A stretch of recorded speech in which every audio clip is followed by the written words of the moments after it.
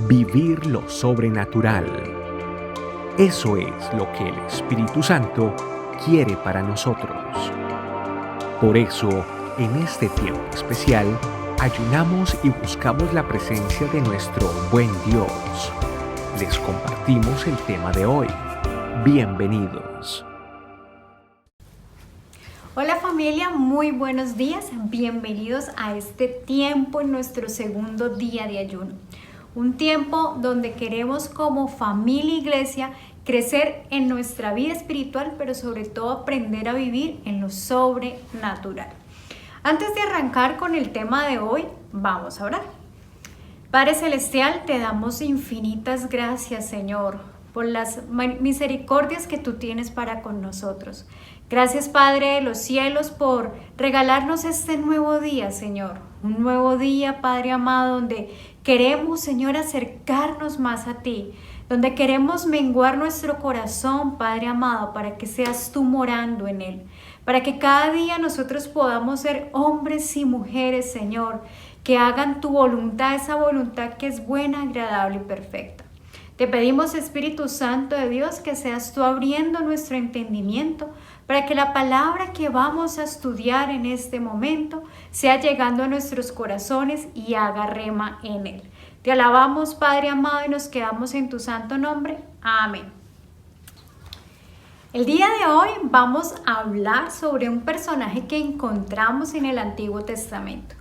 Un hombre que conoció a Dios. Un hombre que se dejó usar por él, un hombre que aprendió a vivir en lo sobrenatural. Ese hombre es Moisés. Recordemos rápidamente entonces su historia. Moisés nace en Egipto. En aquel tiempo el faraón había ordenado que se matara todo niño varón, ya que el pueblo de Israel, el pueblo hebreo, estaba creciendo abundantemente.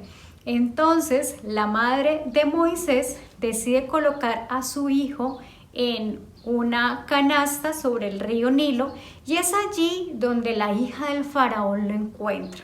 Y por eso Moisés entonces es criado, o más que criado, crece en la familia del faraón. Cuando Moisés ya estaba grande, él decide ir a visitar a su familia de sangre, ir a donde se encuentra el pueblo hebreo y se da cuenta de la situación difícil que ellos están viviendo. Y es así entonces como Moisés ve que un egipcio está maltratando a un hebreo y Moisés termina matando a este hombre.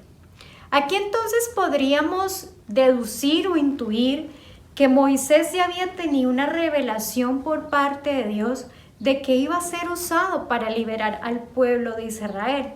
Pero Moisés pensaba que lo iba a hacer en sus propias fuerzas. Al siguiente día, Moisés regresa a donde están sus hermanos hebreos y se da cuenta que dos de ellos están discutiendo, que están peleando. Moisés quiere tratar de arreglar esta situación, pero ellos le dicen, vas a hacer lo mismo que hiciste con el egipcio. Y entonces Moisés entra en susto, entra en pánico y decide huir. Y es allí donde él va a morar a la tierra de Madián. Vamos a ir entonces al libro del Éxodo, al capítulo 3, versículo 1 y 2. Apacentaba Moisés el rebaño de su suegro Jetro, sacerdote de Madián, y condujo el rebaño al extremo del desierto y llegó a Horeb, monte de Elohim. Entonces el ángel de Yahvé se le apareció en una llama de fuego en medio de la zarza, y él miró y vio que la zarza ardía en el fuego, pero la zarza no se consumía. Vemos acá entonces que en esa huida que Moisés tiene, él se refugia en estos campos de Madián. Y allí él empieza su nueva vida, se casa y tiene una familia y está trabajando para el rebaño de su suegro Jetro. Y entonces en ese momento él va y se da cuenta que está esta zarza ardiente y ahí es donde tiene ese encuentro con el Señor. Un primer encuentro que para Moisés tuvo una gran importancia. Y es aquí también donde el Señor por primera vez da a conocer su nombre, donde le dice a Moisés que Él es el yo soy el que soy. Y se podría decir o podemos encontrar que este es una palabra que se podría pronunciar Yahvé o Yahé. No hay los estudiosos no tienen muy clara realmente cuál era la pronunciación. Pero es a partir de este momento donde la vida de Moisés cambia. Es el clímax de su relación, de su vida, y cómo el Señor empieza a usarlo para manifestarse sobrenaturalmente al pueblo de Israel usando la vida de Moisés. Moisés entonces regresa a Egipto, busca a su hermano Aarón y le cuenta todo lo que el Señor le ha mandado hacer. Y vemos entonces en el transcurrir de esta historia que Moisés junto con Aarón se presenta ante el faraón para buscar esa libertad del pueblo hebreo. Y es allí entonces donde Faraón endurece su corazón y vemos todas esas manifestaciones que el Señor empezó a evidenciar. Vemos cómo Aarón con su vara, esta vara se transforma en serpiente. Vemos también entonces todas las 10 plagas que se presentan, la plaga de sangre, la plaga de las ranas, la plaga de piojos, de las moscas, la plaga del ganado, las úlceras, las tinieblas, las langostas y finalmente la plaga donde se mueren todos los primogénitos. Y en el transcurso de la historia o del caminar de Moisés en la liberación del pueblo de Egipto, vemos infinidad de esos milagros sorprendentes. Por mencionar otros más, vemos cómo el Señor acompaña al pueblo de Israel con la nube en el día y en la noche con fuego. Cómo el Señor logró abrir el mar rojo en dos. Vemos también cómo el Señor da esa provisión al pueblo de Israel cuando se encuentra en Egipto, dándoles el maná y más adelante dándoles las codornices para que ellos puedan comer. También podemos mencionar como esos milagros cuando el Señor se presenta ante el pueblo de Israel. Cuando Moisés le pide al Señor que le deje ver su gloria y él logra ver su espalda. Hay infinidad de milagros que el Señor hizo a través de la vida de Moisés. Pero hay algo que tenemos que resaltar de este hombre. Moisés, vemos que fue un hombre que buscaba del Señor, un hombre que era obediente a él, un hombre que hacía a las ordenanzas que el Señor le daba. Entonces aquí podemos entender que la obediencia es la clave para poder tener una vida sobrenatural.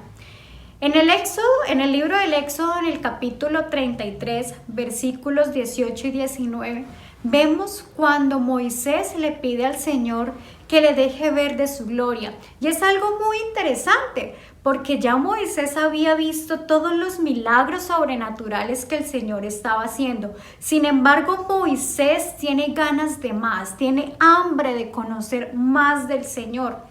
Y aquí el Señor entonces lo aparta y le da una parte estando allí en el monte Sinaí. Y esto me hace entender que la vida sobrenatural va mucho más allá de esos milagros y prodigios que nosotros podemos ver en nuestra vida. Hace parte también entonces de la vida sobrenatural esa vida de obediencia, de dedicación, de estar en la presencia del Señor, de anhelarlo profundamente en nuestra vida. Otra de las cosas que podemos aprender también, que hace un poco de relación con esta vida que tuvo Moisés, es lo que encontramos en el libro de Lucas, capítulo 12, versículos 47-48. Aquel siervo que conociendo la voluntad de su Señor no se preparó ni hizo conforme a su voluntad, recibirá muchos azotes. Mas el que sin conocerla hizo cosas dignas de azotes será azotado poco, porque a todo aquel a quien se haya dado mucho, mucho se le demandará, y al que mucho se le haya confiado, más se le pedirá. En este pasaje entonces vemos cómo el Señor nos da esa ordenanza de que debemos de hacer la voluntad del Señor. Ahí la importancia de obedecerle a Él, la importancia de que aquellos que hemos decidido entregar nuestra vida al Señor estemos al servicio, estemos dispuestos a hacer esa voluntad del Padre. Como bien lo dice el pasaje, al que mucho se le ha dado, mucho se le exigirá. Familia, nosotros estamos llamados a vivir esa vida sobrenatural. Nosotros estamos llamados a experimentar la gloria de Dios. Pero como Moisés debemos de anhelar, tener esa hambre, tener esa sed por conocer más de Él. No quedarnos simplemente en esas manifestaciones de milagros, esas manifestaciones donde vemos la restauración de un matrimonio, la sanidad de una enfermedad grave, donde vemos esos milagros financieros, donde se desatan todas esas cadenas de maldición, sino que también necesitamos experimentar y tener una relación de intimidad con el Señor. Anhelar estar cerca de Él, porque nuestra vida sobrenatural es un conjunto, es el experimentar esa relación diaria con el Señor. Familia, definitivamente Dios nos está llamando a que demos un paso más en nuestra relación con Él, a que no nos quedemos viviendo una vida natural, sino que aprendamos a vivir en la esfera de lo sobrenatural. Vamos a orar.